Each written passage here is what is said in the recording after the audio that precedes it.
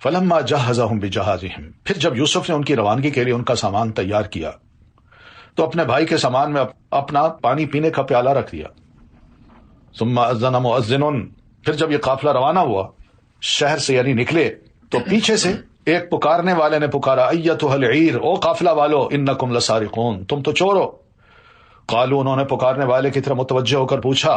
ماذا تفقدون، تمہاری کیا چیز کھو گئی ہے بھائی جو ہمیں چور کہہ رہے ہو؟ قالوا نفقد صواع الملک، وہ بولے بادشاہ کا پانی پینے کا پیالہ ہمیں نہیں مل رہا، جو شخص وہ لا کر دے گا اسے ایک بار شتر انعام ملے گا اور میں اس کی گارنٹی دیتا ہوں، میں اس کا ضامن ہوں، اگر آپ کے پاس وہ ہے تو نکال دیں، ہم انعام کے طور پر آپ 11 میں سے جو بھی ہمارے پاس اس کو لے آئے گا اس کو ہم ایک اونٹ اور غلے کا دے دیں گے، یہ انعام ہوگا، اور اس کی ضمانت گارنٹی میں دیتا ہوں کہ یہ انعام ضرور ملے گا۔ قالوا تاللہ، وہ کہنے لگے اللہ کی قسم تم خوب جانتے ہو کہ ہم اس ملک میں فساد کرنے نہیں آئے ہیں اور نہ ہی ہم چور ہیں۔ قالوا، تو بادشاہ کے ذمہ دار لوگ بولے اگر تم جھوٹے ثابت ہوئے تو اس چور کی کیا سزا ہوگی؟ قالوا جزاؤہ، تو وہ بھائی کہنے لگے جس کے سامان میں وہ گمشدہ چیز پائی جائے وہی اس کا بدلہ ہے، ہم اپنے ہاں یعنی ہمارے علاقے میں ظالموں کو اسی طرح سزا دیا کرتے ہیں، یعنی جو چور ہو جس کے پاس چوری کا سامان ملے بس اسی کو پکڑتے ہیں۔ انہوں نے اپنا قانون بتایا۔ فبدأ بأوعیتہم، پھر اس ضامن نے یوسف کے بھائی بنیامین کے سامان کی تلاشی سے پہلے دوسرے بھائیوں کے سامان کی تلاشی لینا شروع کی، پھر پیالہ کو سامان کی تلاشی کرتے کرتے اس کے بھائی کے سامان سے برآمد کر لیا، یعنی بنیامین کے سامان سے۔ اس طرح اللہ فرماتے ہیں ہم نے یوسف کے لیے تدبیر کی کہ اپنے بھائی کو تم کس طرح اپنے پاس رکھ سکتے ہو اور اس بھائی کے بعد اپنے والدین کو کس طرح واپس لا سکتے ہو کہ وہ اب دیہات چھوڑیں وہ ادھر آ جائیں تمہارے پاس۔ بس یہ تدبیر اللہ تعالیٰ نے کی۔ پھر باقی دوسری قانونی بات تھی تو یوسف کے لیے مناسب نہ تھا کہ شاہی مصر کے قانون یعنی وہاں کا جو چوری کا قانون تھا اس قانون کے مطابق یہ مناسب نہیں تھا کہ اپنے بھائی کو اپنے پاس رکھ سکیں، وہ قانون تھا ہی نہیں۔ یہ تو پھر انہوں نے اپنا قانون بتایا تو اس قانون کے مطابق جناب بنیامین کو یوسف علیہ السلام نے روک لیا۔ اللہ یہ کہ ہم جس کی چاہیں درجات بلند کر دیتے ہیں اور ایک علیم ہستی ایسی ہے جو ہر صاحب علم سے بالا تر ہے۔ یہ بھی یاد رکھیے قانون ہے کہ فوق کل ذی علم علیم، کہ ہر علم والے کے اوپر ایک اور علم والا ہوتا ہے۔ حضرت یوسف علیہ السلام کے بعد جو علم تھا وہ اللہ کی طرف سے دیا ہوا تھا، اور پھر ان سے بڑھ کر اللہ تعالیٰ کی ذات عالم تھی۔ تو یہ قانون ہے۔ ہم کیا کرتے ہیں اس قانون کو ذرا کبھی کبھی بھول جاتے ہیں۔ ہم کسی ایک عالم فقیہ کے بارے میں طے کر لیتے ہیں، بس جی ساری شریعت اسی طرح وہ یہ بتائے گا وہی مانے گا، اور اس کے علاوہ اگر کوئی بڑا عالم کوئی اور عالم جو بتائے پتہ نہیں ہے اس کا۔ یہ تو قرآن مجید کی مخالفت ہے، اس کے خلاف ضرور ہے۔ اگر ایک ہی عالم پر دین کو موقوف کر دیا جاتا ہے تو آپ سوچئے کہ ہم سارے مسلمان کس طرح چل سکتے ہیں کہ اتنی 1500 سالہ تاریخ جو ہے یہ کیا کسی ایک عالم پر چل رہی ہے، ایک فقیر پر چل رہی ہے؟ یہ بات قرآن مجید پر اس اصول کے خلاف نہیں ہونی چاہیے۔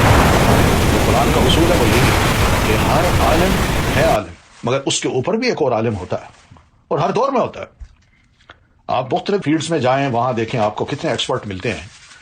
پھر میں اگر بیمار ہوں، میں ایک ڈاکٹر کے پاس جاتا ہوں، وہ مجھے ایک تجویز کرتا ہے کوئی آپریشن خدا نخواستہ، تو اس کی بات کو سننے کے بعد ہم 2-3 ڈاکٹرز اور بھی کنسلٹ کرتے ہیں تاکہ وہ بھی تجویز دے دیں، اور پھر اس کے بعد دل کرتا ہے کروائیں یا نہ کروائیں۔ کوئی ایک پر تو کوئی اکتفا نہیں کرتا، اور دین کا معاملہ تو پھر بڑا اہم معاملہ ہے۔ تو بہرحال یہی عالم کے اوپر ایک عالم ہوتا ہے، اور یہ سلسلہ اوپر تک چلتے چلتے اللہ تعالیٰ تک جا پہنچتا ہے، اور پھر اللہ تعالیٰ کی ذات ہر عالم سے برتر ہے۔ علم مل جائے تو یہ اللہ کی بندے سے محبت ہے۔ جب اللہ کسی بندے سے محبت کرتا ہے نا تو اس کو فہم اور علم عطا کرتا ہے۔ اس لیے اللہ فرماتے ہیں کذالک کدنا لیوسف قالوا، انہوں نے جب یہ حالت دیکھی کہ بھائی کے سامان سے یہ چوری کا سامان نکل آیا ہے تو کہنے لگے اگر اس نے چوری کی ہے تو اس سے بیشتر اس کا بھائی یوسف بھی چوری کر چکا ہے۔ لیجئے، اب یوسف علیہ السلام کو ابھی نہیں بھولے، ابھی تک وہ یاد ہے جو ظلم اور زیادتی کی ہے، بھولے نہیں ہیں، شرم نہیں آئی۔ اب اس کے چھوٹے بھائی کو بھی، اپنے چھوٹے بھائی کو جو یوسف علیہ السلام کا سگا بھائی ہے، اس پر بھی الزام لگا دیا۔ یوسف علیہ السلام نے یہ بات سنی تو فأسرها یوسف فی نفسہ، یوسف علیہ السلام نے ان کے اس الزام کو دل میں چھپائے رکھا اور ان پر کچھ ظاہر نہ ہونے دیا، اور زیر لب کہنے لگے انتم شر مکانا، تم بہت ہی برے لوگ ہو، یہ جو کچھ تم بیان کر رہے ہو اللہ اسے خوب جانتا ہے، میں چور نہیں تھا، میں نے کہاں چوری کی ہے۔ تو اللہ کو پہچاننے والے کے لیے بندوں کی باتیں سننا آسان ہو جاتی ہیں۔ یہ بڑی تکلیف دہ بات تھی، عہدے پر تھے جناب، یہ یوسف چاہتے تو ان سارے بھائیوں کو جیل میں ڈال دیتے، مگر باتیں ایسی سننا پڑتی ہیں۔ قالوا یا ایھا العزیز، وہ کہنے لگے حضور والا اس کا باپ بہت بوڑھا ہو چکا ہے، لہذا اس کی بجائے ہم سے کوئی ایک رکھ لیجئے، ہم دیکھ رہے ہیں کہ آپ بہت احسان کرنے والے ہیں۔ قالا، یوسف نے کہا اس بات سے میں اللہ کی پناہ مانگتا ہوں، ہم تو اسے ہی پکڑیں گے جس کے ہاں ہم نے اپنا گمشدہ سامان پایا ہے، اگر تمہاری تجویز مان لیں اور ایسا کام کریں تو ہم تو بڑے ظالم ٹھہریں گے، وہ تو بے قصور کو جیل میں ڈال دیں گے۔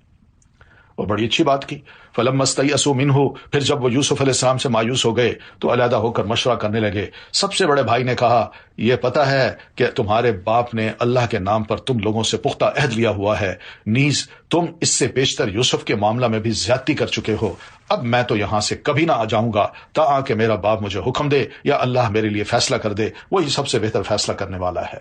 ارجعوا الی ابیکم، تم لوگ جاؤ واپس اپنے والد کے پاس، کہو ابا جان آپ کے بیٹے نے چوری کی ہے، صاف صاف کہہ دو۔ وما شہدنا الا بما علمنا، ہم نے وہی گواہی دی جو ہم جانتے تھے اور ہم پوشیدہ چیزوں کے نگہبان نہیں ہیں، یعنی بھائی نے اگر چپ کر چوری کر لی ہے تو ہم نگرانی تھوڑی کر رہے تھے اس وقت۔ واسأل القریۃ التی کنا فیہا، ابا جان اگر آپ کو یقین نہ آئے تو آپ ان بستی والوں سے پوچھ لیجئے جہاں ہم رہے، اور پھر ان قافلے والوں سے بھی جن کے ساتھ ہم آئے ہیں کہ کیا ہوا ہے، اصل حقیقت وہی بتا سکتے ہیں۔ وإنا لصادقون، اور ہم یقیناً سچے ہیں۔ قال، یعقوب علیہ السلام نے جب یہ بات سنی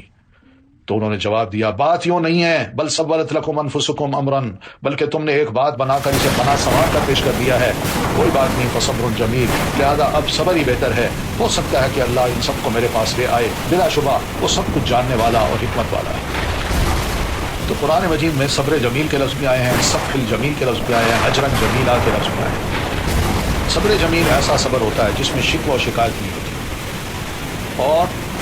صفح جمیل ایسا درگزر کرنا ہوتا ہے جس میں ڈانٹ ناراضگی نہیں ہوتی، اور ہجر جمیل ایسا چھوڑنا ہوتا ہے جس میں دوسرے کو ایذا رسانی ہوتی۔ تو یہ